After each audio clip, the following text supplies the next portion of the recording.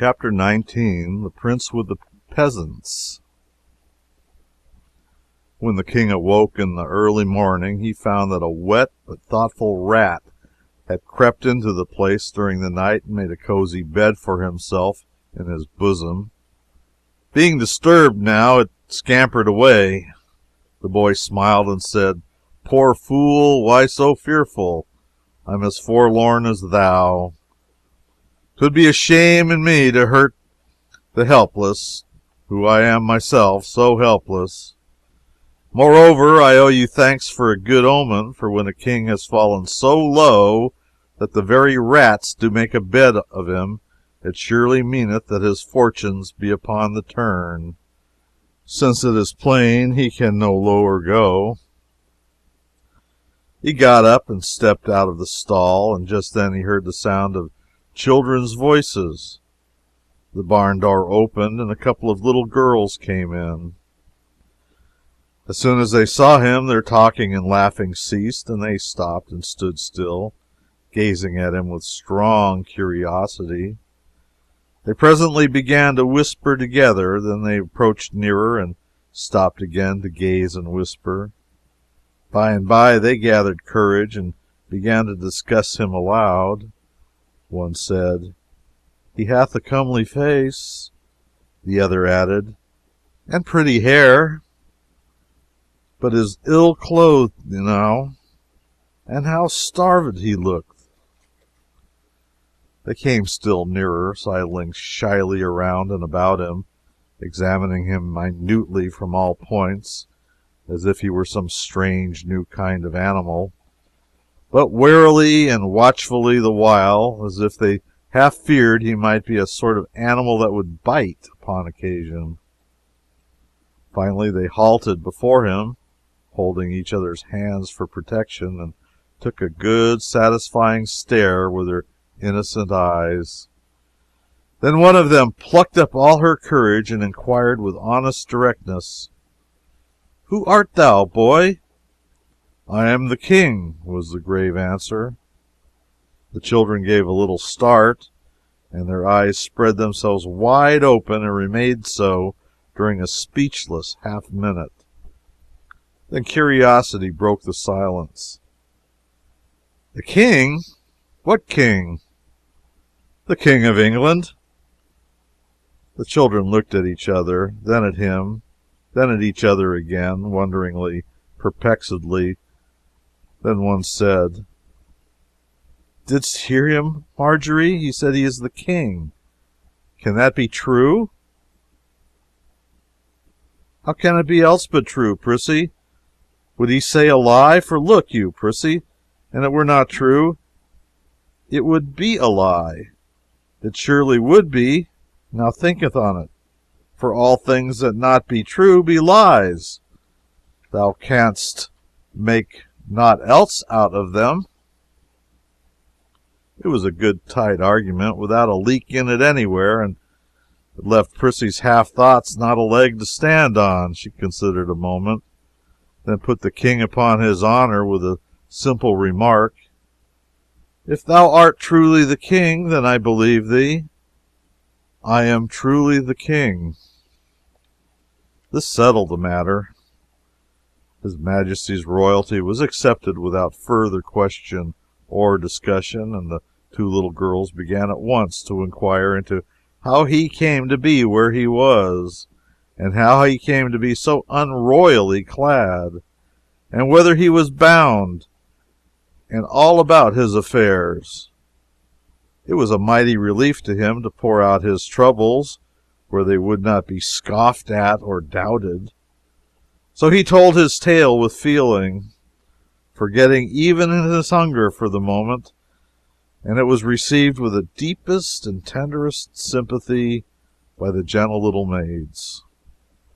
But when he got down to his latest experiences, and they learned how long he had been without food, they cut him short and hurried him away to the farmhouse to find a breakfast for him.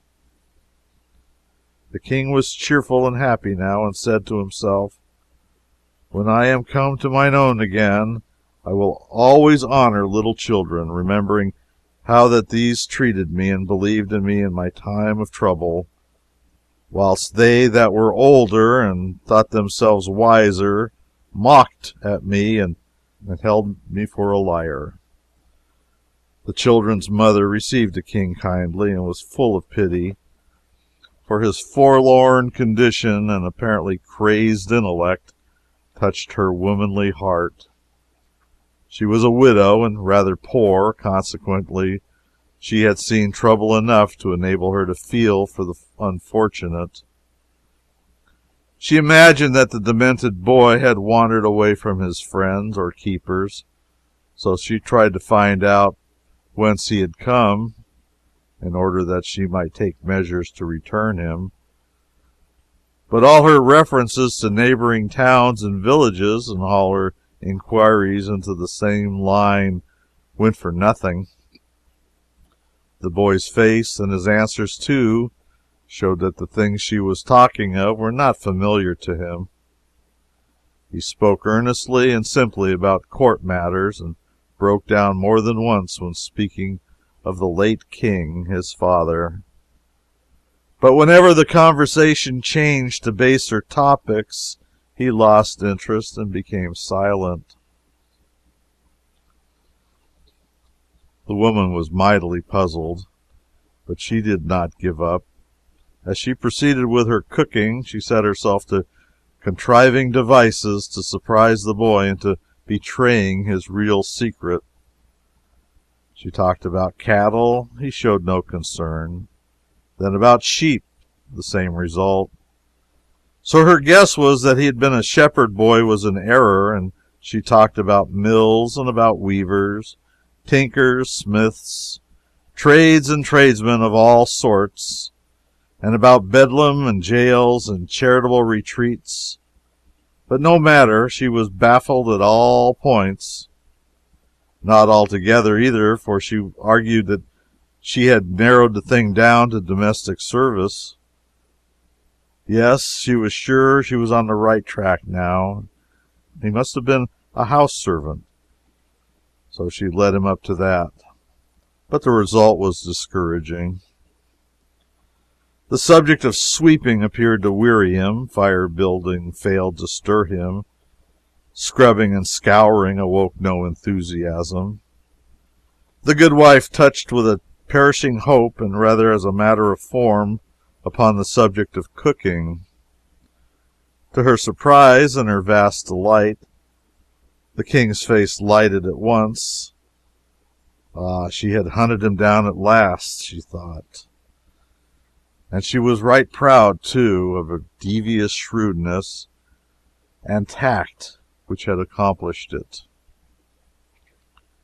Her tired tongue got a chance to rest now, for the king's, inspired by gnawing hunger and the fragrant smells that came from the sputtering pots and pans, turned itself loose and delivered itself up to such an eloquent dissertation upon certain toothsome dishes that within 3 minutes the woman said to herself, "Of a truth I was right, he hath holpened in a kitchen." Then he broadened his bill of fare and discussed it with such appreciation and animation that the good wife said to herself, "Good lack, how can he know so many dishes, and so fine ones withal? For these belong only upon the tables of the rich and great. Ah, now I see, ragged outcast as he is, he must have served in the palace before his reason went astray. And yes, he must have helped in the very kitchen of the king himself. I will test him." Full of eagerness to prove her sagacity, she told the king to mind the cooking a moment, hinting that he might manufacture and add a dish or two if he chose. Then she went out of the room and gave her children a sign to follow after. The king muttered, "Another English king had a commission like to this in a bygone time. It is nothing against my dignity to undertake an office which the great Alfred stooped to assume." But I will try to better serve my trust than he, for he let the cakes burn. The intent was good, but the performance was not answerable to it. For this king, like the other, soon fell into deep thinkings concerning his vast affairs, and the same calamity resulted. The cookery got burned. The woman returned in time to save the breakfast from entire destruction, and she promptly brought the king out of his dream with a brisk and cordial tongue-lashing. Then, seeing how troubled he was over his violated trust, she softened at once, and was all goodness and gentleness towards him. The boy made a hearty and satisfying meal, and was greatly refreshed, gladdened by it. It was a meal which was distinguished by this curious feature, that rank was waived on both sides, yet neither recipient of the favor was aware that it was extended. The good wife had intended to feed this young tramp with broken victuals in a corner, like any other tramp or like a dog, but she was so remorseful for the scolding she had given him that she did what she could to atone for it by allowing him to sit at the family table and eat with his betters, in ostensible terms of equality with them. And the king, on his side, was so remorseful for having broken his trust after the family had been so kind to him, that he forced himself to atone for it by humbling himself to the family level, instead of requiring the woman and her children to stand and wait upon him while he occupied their table in a solitary state due to his birth and dignity. It does us all good to unbend sometimes.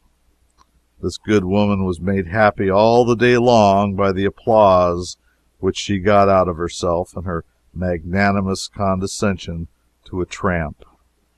And the king was just as self-complacent over his gracious humility toward a humble peasant woman. When breakfast was over, the housewife told the king to wash up the dishes. This command was a staggerer for a moment, and the king came near rebelling. But then he said to himself, Alfred the Great watched the cakes. Doubtless he would have washed the dishes too. Therefore will I essay it. He made a sufficiently poor job of it, and to his surprise, too, for the cleaning of wooden spoons and trenchers had seemed an easy thing to do. It was a tedious and troublesome piece of work, but he finished it at last. He was becoming impatient to get away on his journey now, however. He was not to lose his thrifty dame's society so easily. She furnished him some little odds and ends of employment, which he got through with after a fair fashion and with some credit. Then she set him and the little girls to paring some winter apples, but he was so awkward at this service that she soon retired him from it and gave him a butcher knife to grind. Afterwards she kept him carding wool until he began to think he had laid the good King Alfred about far enough in the shade for the present in the matter of showy menial heroisms that would read picturesquely in storybooks and histories. And so he was half-minded to resign. And when, just after the noonday dinner, the good wife gave him a basket of kittens to drown, he did resign. At least he was going to resign, for he felt he must draw the line somewhere, and it seemed to him to draw it at the kitten drowning was about the right thing, when there was an interruption. The interruption was John Canty, with a peddler's pack on his back, and Hugo. The king discovered these rascals approaching the front gate before they had a chance to see him, so he said nothing about drawing the line, but took up his basket of kittens and stepped quietly out the back way without a word. He left the creatures in an outhouse and hurried on into a narrow lane at the rear.